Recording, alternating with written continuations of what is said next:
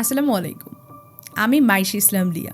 একটা বাচ্চার নিষ্পাপ চোখ যখন চারপাশের চরম হিংসা আর যুদ্ধকে দেখতে শুরু করে, তখন গল্পটা কেমন হয়?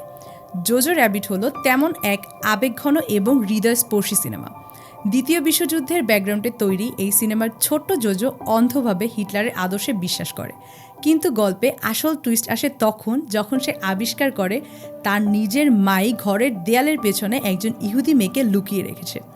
বিলি ওয়াইল্ডের মতো বুদ্ধিদীপ্ত হিউমার আর কমেডির আড়ালে পরিচালক দেখিয়েছেন ঘৃণা মানুষের জন্মগত নয়, এটা সমাজ তৈরি করে। সিনেমাটি হাসাতে হাসাতে হুট করে আপনার চোখ ভিজিয়ে দেবে এবং মানুষকে নতুন করে ভালোবাসতে শেখাবে।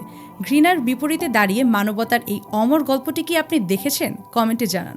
সিনেমা মেকিংয়ের এমন সব দারুণ অ্যানালাইসিস দেখতে বাংলাটেনমেন্টের সাথেই থাকুন। দেখা হবে পরবর্তী পর্বে।